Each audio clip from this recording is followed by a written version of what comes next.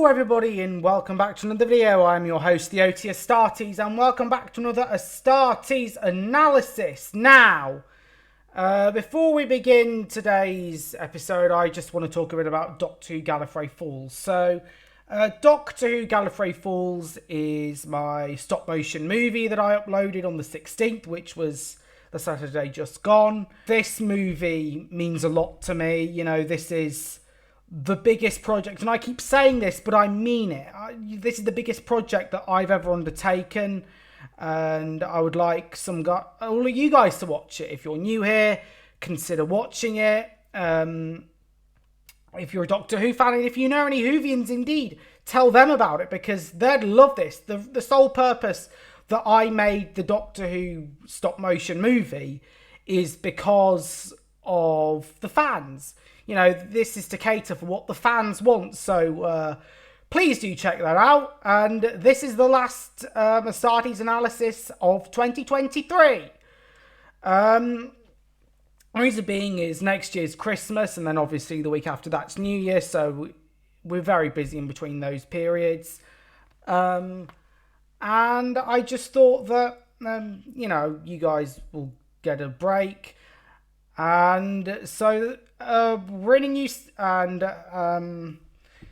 back to Hetty Feather. So we're on a new season now. We're on to series 3. So what's happened recently is we found out that Ida Bassi is Hetty Feather's mother, and that Ida's been kicked out. Hetty's not too happy about it. Then Cranbourne and Matron are now running the Foundling Hospital together. So Cranbourne is now joint leader with Matron, which she's not happy about. And there's a lot of changes occurring within this new series. So, it's the new season. If you thought the last one was dark, then you've seen nothing yet. And in brackets it says, also, this may be the last Astartes Analysis of the year. So, happy Christmas, and there'll be more in 2024. Well, he's not lying there. There will be more things to come from this channel. Not just Astartes Analysis-wise, but a lot more for other stuff. But anywho, we begin with Series 3, Episode 1. So, Hetty writes her journal and talks about things changing. There is a shot of an exercise class between both the boys and the girls. So, obviously, Cranbourne was in charge of the boys last series. Now they have Nurse Winterson or Macclesfield. I think they run it jointly. I don't know. But there are also some new side characters that we really don't get to know. Like, they don't get any lines of dialogue whatsoever. They're just new nurses there. So, yeah. Hetty still misses Ida and asks what the point of everything is. In the chapel, everybody is talking and Hetty is still depressed. Cranbourne says that soon will be the senior foundlings' time to leave the hospital, so Matron interrupts by saying that their final weeks will depend on their behaviour. Her and Cranbourne will decide some of the foundlings' futures. Others will already have jobs ready and waiting for them due to their hard work. Everybody is dismissed, and Harriet tells Mathias that Lady Asquith is on a business trip and that she will be joining her when she leaves. Judd wishes her luck and is mocked by Vince. Cranbourne and Matron Bottomley ask to speak to Gideon alone, and they say that Jacob Malrose has written to tell him that he cannot offer Gideon a place in his choir school. Matron says that his place is in the army with all the other boys, and they leave him alone in the chapel. Outside of the back gates, Ida is standing and calls over Nurse Winterson. She gives her a letter that she wants to pass on to Hetty, and she feels like that Hetty must know that she's thinking about her. Winterson is given the letter despite saying that it is too much of a risk. Winterson gives Hetty the letter and tells her to keep it a secret. Hetty goes into the store cupboard and she reads the letter. Ida's letter says that she is well and that she has now found refuge in a workhouse. She also has promised herself that she will think of her whenever she hears the church bells ringing. Ida also points out that she is moving on and she will always love Hetty no matter what, Even now, she's moving on to the Iron Islands. Sheila noses in and notices that it is from Ida. Hetty runs off to process her emotions and Harriet follows her. They both go to the gate and Hetty decides that she wants to escape to find Ida. Harriet stays behind though and then goes back in. Matron comes into her office and we are introduced to Sarah Smith, who is a friend of Cranbourne's and writer of the Christian Society newsletter. She says that she's travelled with Colonel Brigwell and is now a governor, while Lady Asquith is away on her business. Nurse Winterson looks for Hetty, but she can't find her. She asks the locksmith to confirm whether a foundling girl escaped, and he says no. She goes off to tell Matron and Cranbourne, and when she goes into her office, she's interrupting a meeting between her, Mrs. Smith, and Cranbourne. Cranbourne orders the hospital to be searched and Winterson says that they should bring a constable in to help them. But Matron says that she could be somewhere within the hospital. Matron apologises for her and Cranbourne's distraction and they go off to look for Hetty. Speaking of which, Hetty is out on the streets and is asking every grown adult in sight for directions to a workhouse. However, she fails to attain any information as to where it could be. Back to the Foundling Hospital now, Cranbourne asks Gideon where Hetty is. When he is gone, Ned asks if Matron might have sent her away, but Gideon says that she'd have told them if she was going to do so. Mathias suggests that they go and find Harriet to see if she knows anything. In the background, Judd remarks to himself that she won't be happy about this, to which Vince suggests that he should try and cheer her up if he's that bothered about her. Mathias, Walter, Ned and Gideon find Harriet and talk to her. She tells them what's happened and she tells them that Hetty's escaped. Mathias says that he wants to hand in the letter, but Harriet disagrees with him and says that she'll be dragged back. Ned adds to it by saying that Winterson will also be in trouble. Mathias tells everybody that he knows what it is like to be left out alone in the cold. However, Harriet puts her foot down and says that they're not showing the letter to anybody. Everyone agrees with Harriet and they all decide that they are not going to tell anyone about it. And Harriet threatens to break up with Mathias if he tells anybody. She gives him the ultimatum that if he tells anyone, then they are finished together. After that delightful conversation, Winterson catches Harriet and asks about Hetty. She also says that if she knew anything that she would tell her. They both hope that Hetty would find somebody who would look out for her, and Winterson says that Matron is asking questions. In the dormitory, Sheila spots the letters from Ida, and Harriet begs her not to tell anybody. Sheila says that she won't, and she walks away by saying that she's happy for Hetty. Back on the streets of London, Hetty asks a man for directions to the warehouse and she ends up colliding with a girl. Back to the Foundling Hospital, Matron is interrogating the Foundlings and threatens their future, as does Cranbourne. Mathias steps forward but then says nothing. When they are gone, Gideon says that friends stay loyal, but Mathias says that friends also aren't left out in danger. He implies that he may no longer be friends with any of the boys. Sheila goes into the kitchen and tells Cook that she doesn't want to be in a factory. Cook says that she's hard work. Right, every time Cook Jenkins is on, I'm going to say whatever line she says in a Yorkshire accent. So, Sheila then goes to the kitchen and tells Cook Jenkins that she don't want to go to the factory. Cook says that she's an hard worker and tells her that there may be a job for her in the kitchen if she stays in Matron's good books. And then Harriet and Blanche are surprisingly friends after the last few episodes. And Harriet moans to Blanche about Mathias. Ah, yes, she's at the stage where she moans about her other half. And I'm glad that I'm not in a relationship. Judd interrupts and tells her a very unfunny joke. And as you can guess, it doesn't cheer her up at all. Back to Mathias. He's on his own and he contemplates whether he should tell Cranbourne, but he goes up to his friends and says that he's worried about Hetty. He also tells them that he won't tell Matron, but he still doesn't think that this is right. Back to Hetty now. Hetty turns up at the workhouse to find Ida, but the man at the register desk says that there's nobody there under that name. He also says that there are more workhouses in London, and the desk closes up, leaving Hetty to sit down on the street on her own. The constable meets with everybody and details are given. When asked whether there is anybody out there who knows about Hetty, Nurse Winterson says that her mother is still out there. The constable is shown out and Nurse Macclesfield is simping over him. Yeah, this is what they turn Nurse Macclesfield into. A simp. You have a menacing character, Matron Bottomley's ally, somebody who stands by Matron and is really strict, and you turn her into an absolute joke. There's more of this to come.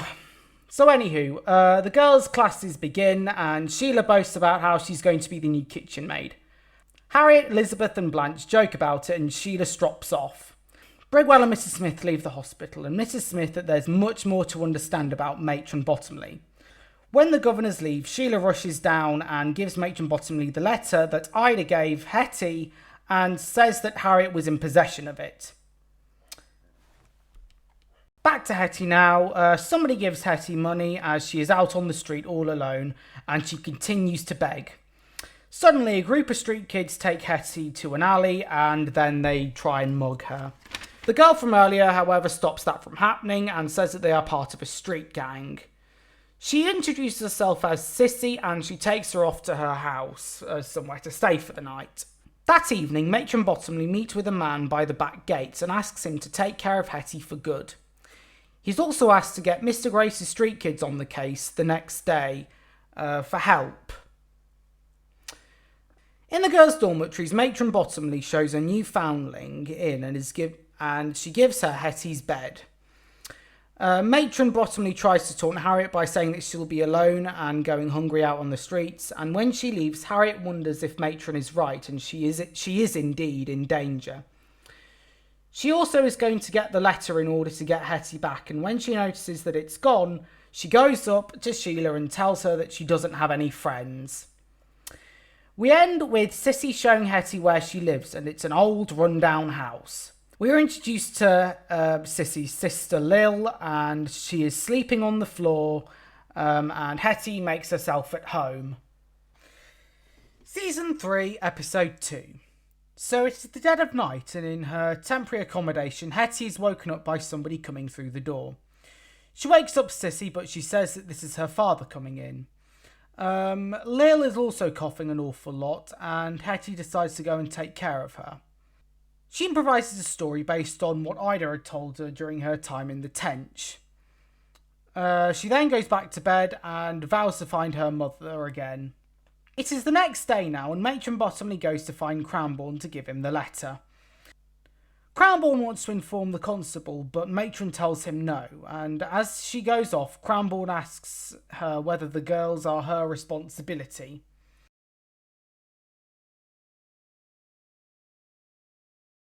We go back to Hetty now, and she tells Sissy that foundlings would usually go to the infirmary if they're ill, but Sissy tells her that doctors cost money. Lil backs this up by saying that they can't afford it, and she wishes that her mother was back from heaven.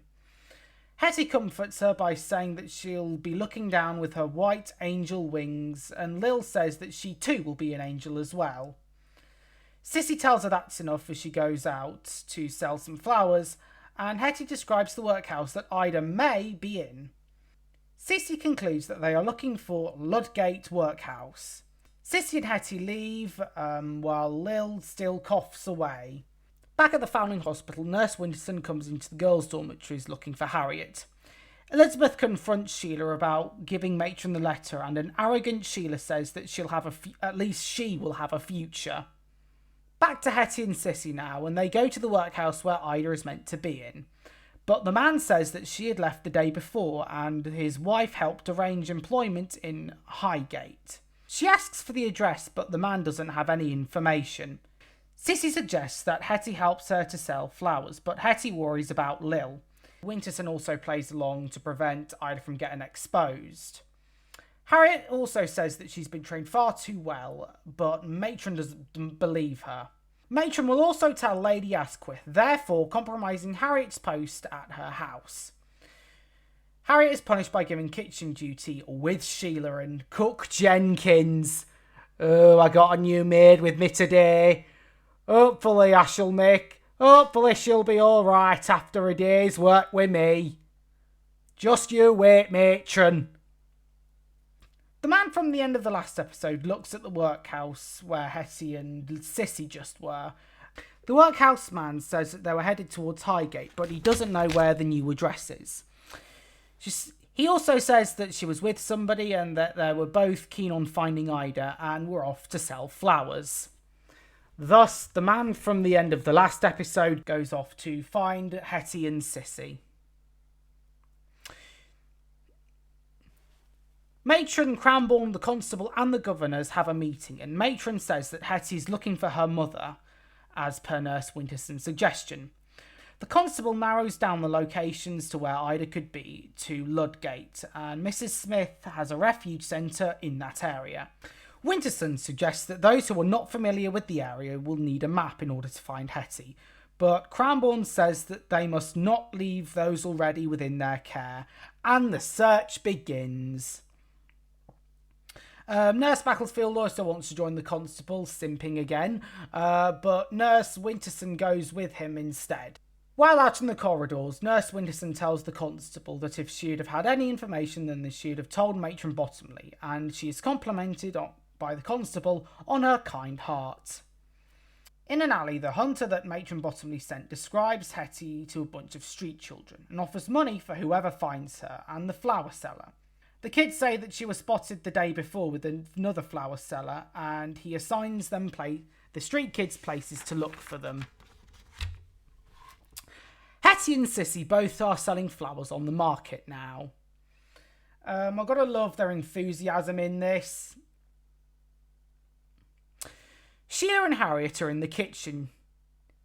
Hold on, is Cook Jenkins in this? Oh yes, she is. Sheila and Harriet are both on duty. Harriet don't peel the carrots correctly and is told off by Cook Jenkins and Sheila.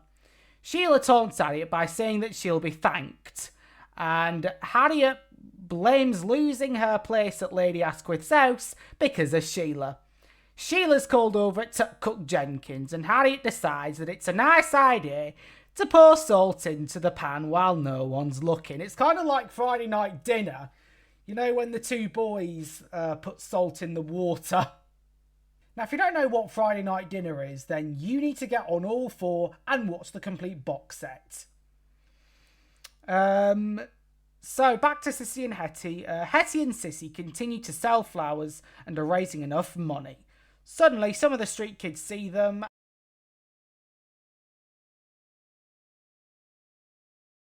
Hetty and Sissy go onto an almost empty street. However, the hunter spots Hetty and attempts to sneak up on her until Mrs. Smith turns up to buy some flowers. Hetty lies about living in a circus. Now that's a nice callback to season 1, isn't it? Because remember the entire Madame Adelaide storyline. Mrs. Smith is eager to hear more about this, and Mrs. Smith introduces herself.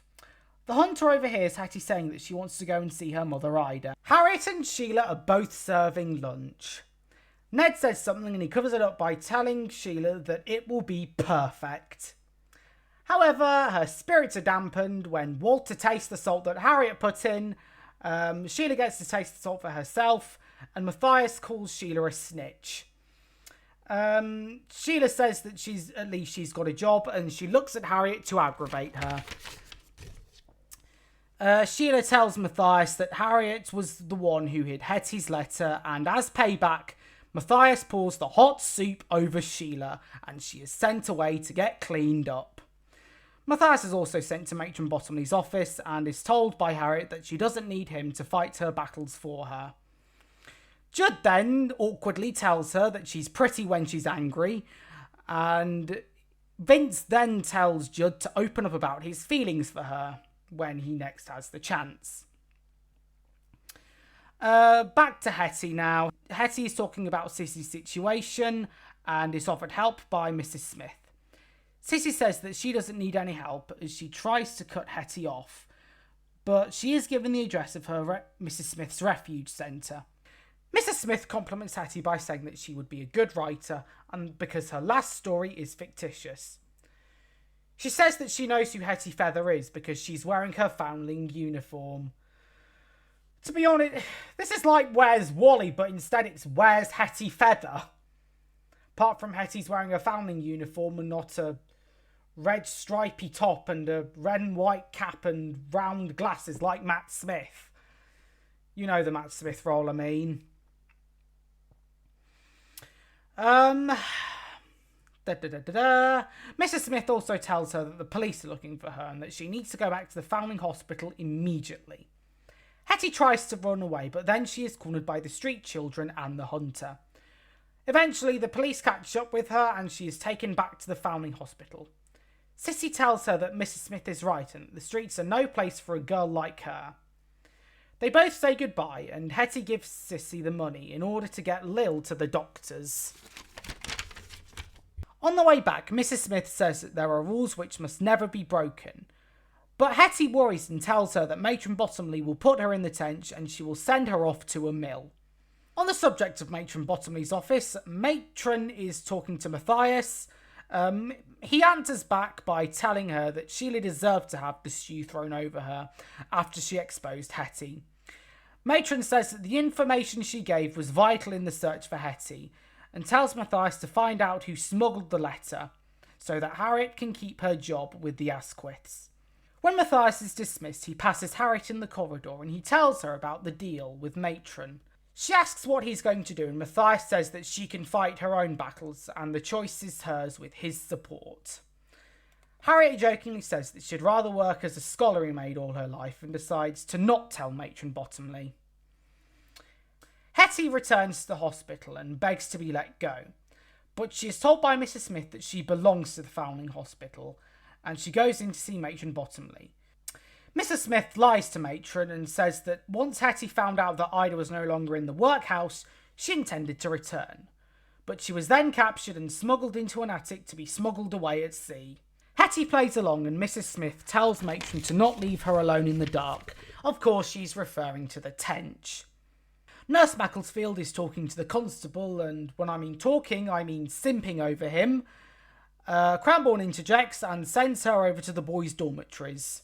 The constable and Winterson are both thanked by Cranbourne, and he asks to come back to check in on how things are going. Cranbourne says that won't be necessary, but Winterson tells the constable that it would be most appreciated. Back to Judd's efforts to try and woo Harriet. So they cross paths in the corridor, Vince gives him the signal, but before they can both do anything, Mathias interrupts and they both make up. Poor Judd. Judd, don't worry, it ain't worth it in the end. Harriet then finds Mathias a biscuit and Judd is completely heartbroken. Matron then returns with Hetty before the girls' classes start and Harriet is to report to Matron's office the next morning. She will lose her job unless she tells her who smuggled the letter in. Hetty then blurts out that it was Ida, and Harriet tells Matron that she'd found the letter like she had said previously. Mrs. Smith then says that she could write to Lady Asquith and tell her about Harriet's personality in order to keep her job. Mrs. Smith is good friends with Lady Asquith's family as well, so this works in Hetty's favour as well. Hetty then reunites with her friends and Elizabeth goes over to ask what had happened. Hetty then tells Elizabeth to stop being so nice and Sheila interrupts and takes Elizabeth away. When Hetty asks about how Matron Bottomley found out about the letter, Harriet points out that it was Sheila again and Matron comes in to welcome her back. We end this episode with Hetty accounting that now she has Mrs. Smith on her side. She says that she could possibly help bring Matron Bottomley down. Now she's got an ally in Mrs. Smith. Now, as for the two episodes, so in episode one, it's clear that lots of off-screen changes happen and that there is now a nice balance of power between Matron Bottomley and Cranbourne. The hospital have loosened up a bit with their rules, but they still have some of Matron Bottomley's strict ideals. So, for instance, their futures have been decided for them, whether they're at a job or not. And of course, Gideon has that. There are some season one callbacks as well in these two episodes. The first one, of course, being the fact that Gideon can't really go to Jacob Melrose's school, and of course, this breaks his heart because he wanted to be a singer and he doesn't know what he'll do next, other than Matron and Cranbourne knowing what will happen. Also, Ida being at the gates, I think what they should have done. I hate that Hetty had to act on her instincts the second she read the letter. Like, she had to run away. For what reason? What would that have achieved? Alright? What Ida could have at least negotiated with Matron and Cranbourne in order to get Hetty out of the Foundling Hospital. She could have done that, but they had to go with the escape plan. I also think that, however, I will say that Hetty escaping is a good portrayal of what the world is like outside of the Foundling Hospital. So the world isn't full of Nurse Wintersons or Cranbournes, but then again, it's not full of Matron Bottomleys or Nurse Macclesfields either. And of course, we also have Mathias wanting to share the letter with Matron Bottomley. I'm with Mathias on this one because, Mathias has been there. He knows what it's like in the great wide world. It's not all sunshine and rainbows, and he's doing what's best for his friend. Harriot, though, seems to disagree with him, and of course we had the ultimatum that we're through if you carry on, darling. I don't know how Harriet and Blanche are friends now after what had happened the previous episode. Like, literally, Blanche was the one who endorsed Hetty's I can write fake letters to try and bring down Matron Bottomley, and yet she suddenly becomes friends with Harriet and suddenly all is forgiven. Like, I'm sure it would take longer to forgive Blanche for what she did.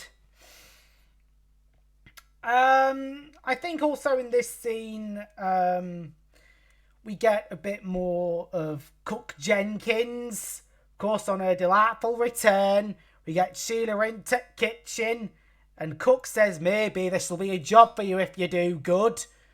Oh, yes, I can see it right now.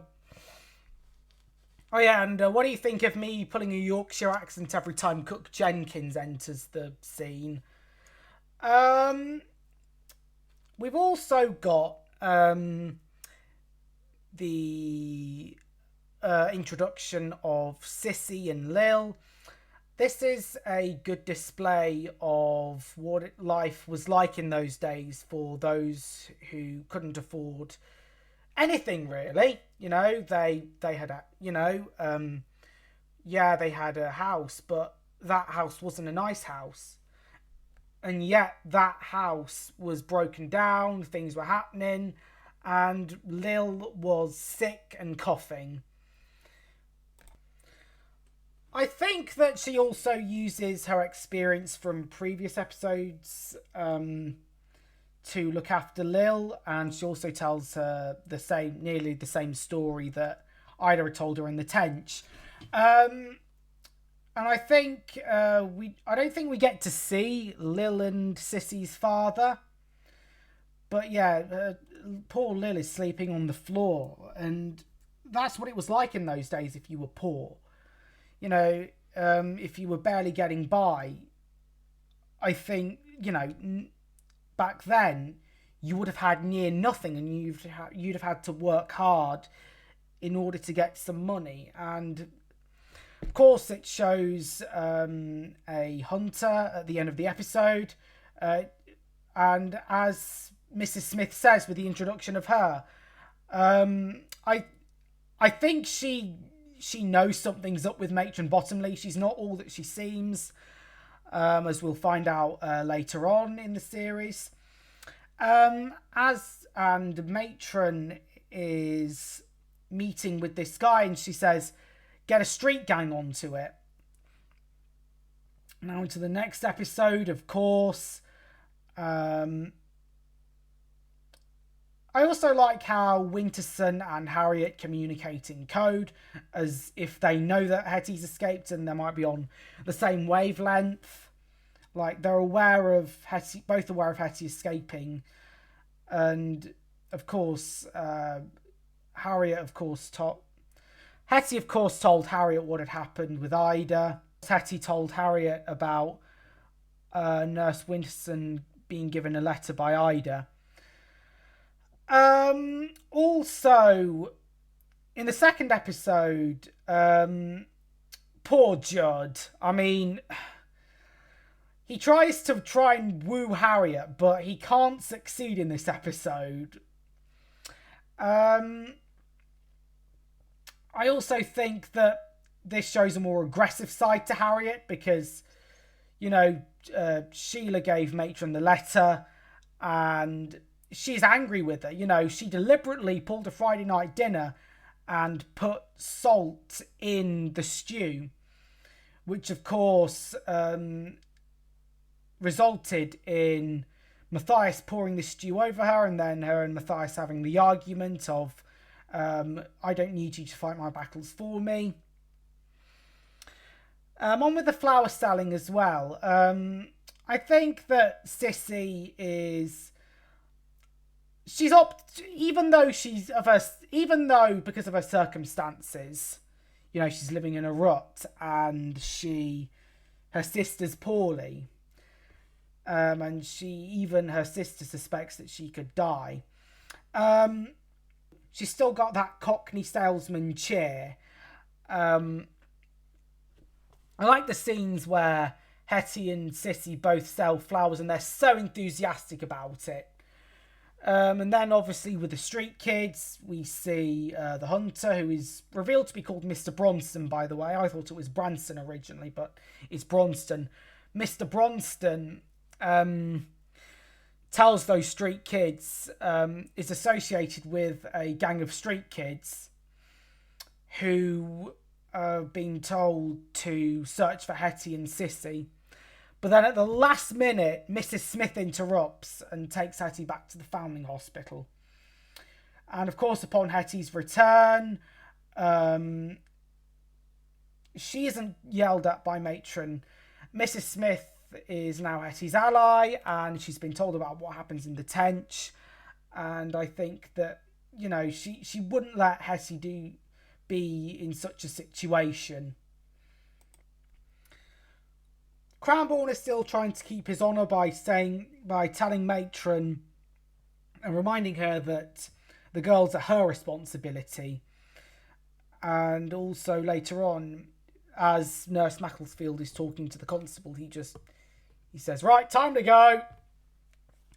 I think this episode turned Nurse Macclesfield into a complete joke. The thing is, Nurse Macclesfield in the beginning was a strict character. You know, she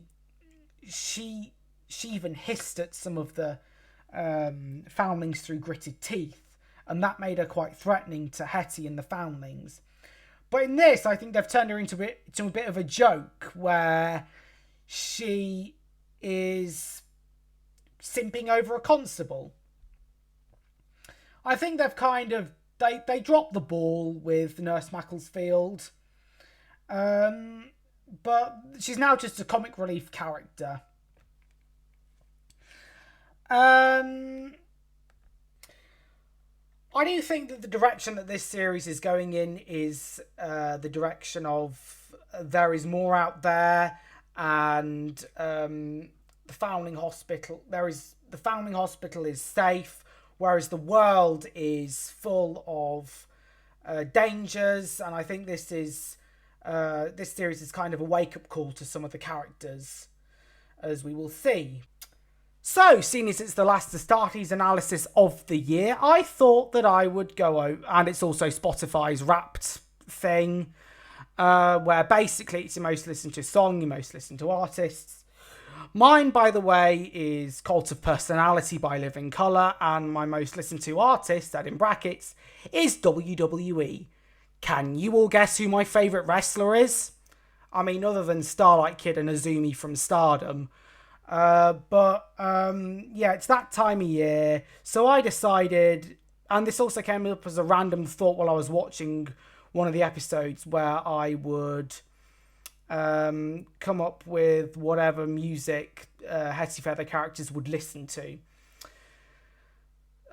This was just a random thought, so let's begin, shall we? We're going to include characters who have left the show, and characters who are still in the show.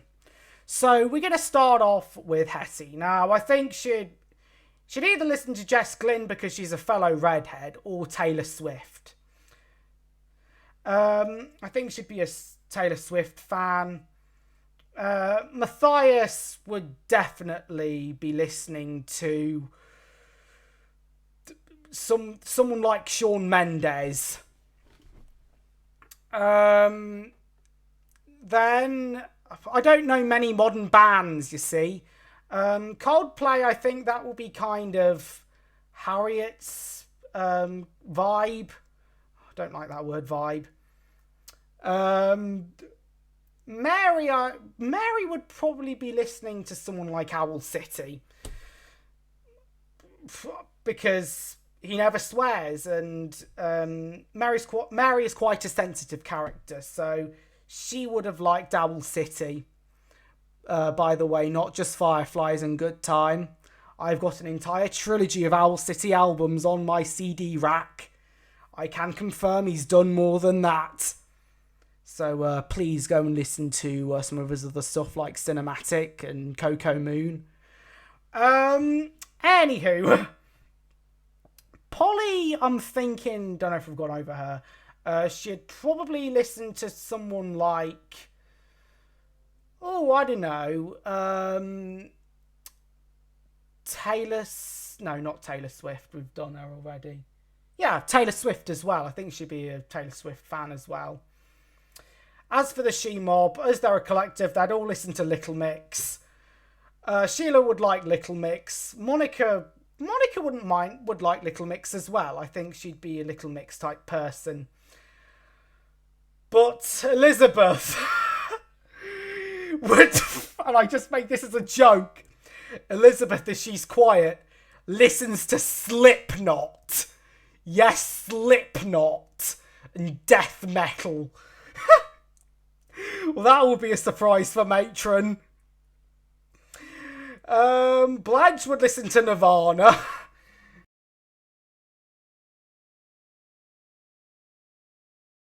To be honest, I don't like Nirvana at all. You see, I like the older groups, but not the newer ones. So I don't know anything about all these new. I haven't listened to Radio 2 in ages. Now, as for who else have we got to do? Gideon. Sorry, I forgot about Gideon. Gideon would be a fan of probably Stormzy or some rapper. Stormzy, Bad Bunny. Ned, I think he'd be in with the older people and the kind of people that like greatest hits radio. So he would probably be listening to something along the lines of Simon and Garfunkel or the Beatles. Walter, I think, yeah, I can see him and Walter would be. I like to think Walter is sort of rock fan, so he'd probably be listening to groups like Metallica. I can actually see Walter as kind of a One Republic fan, you know, the guys who did Counting Stars. Oh my god, that's 10 years ago! Bloody hell! And the movie that it was in came out 10 years ago as well, nearly, coming up to 10 years. Next year, the same year Peter Capaldi became the Doctor. Now for the grown-ups. Now, this has to be... oh yeah, I think I came up with this idea because I thought of the song Park Life by Blur as Hetty was living with Sissy and Lil. That's what I thought of. Yeah, Cranbourne would like Blur, and just to mix things up, Nurse Macclesfield would like Oasis. Imagine having that as a married couple. Cook Jenkins, or she don't listen to any of this new music nonsense. Oh, I like me older music. I'm much of a Beatles fan myself. Oh, and I also like me Jerry and the Pacemakers. Oh, yes, and Sir Cliff Richard. Oh, she'd probably love Sir Cliff Richard. She'd probably have a crush on him as well. Then we oh, yes, Michael Bublé as well for another run. Yeah, I think a lot of... even Matron Bottomley would like Michael Bublé.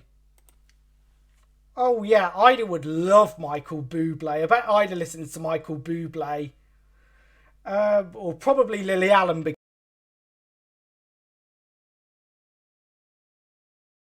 Meanwhile, as for Matron Bottomley, she doesn't listen to any music. She's miserable and listens to Radio 4. Yeah, or radio stations. That's a completely different rabbit hole altogether. I bet the Foundlings would all listen to Kiss if they wanted to, or Heart. Oh, I ain't into any of that stuff. Nurse Winterson, she'd love Beyonce. Only because she covered, she did a Beyonce parody in Horrible Histories once. That's what I remember her actor for. She was parodying a Beyonce song about Mary Secor. Have we covered everyone?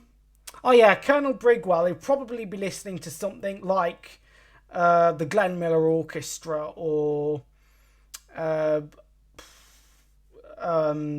Flanagan and Allen. Mrs. Smith will probably listen to Christian music because she's a Christian. Probably Skillet because they're a Christian rock group, aren't they? Yeah, can you imagine the governor's walking to a meeting and Mrs. Smith listening to Skillet? I must confess that I feel like a monster.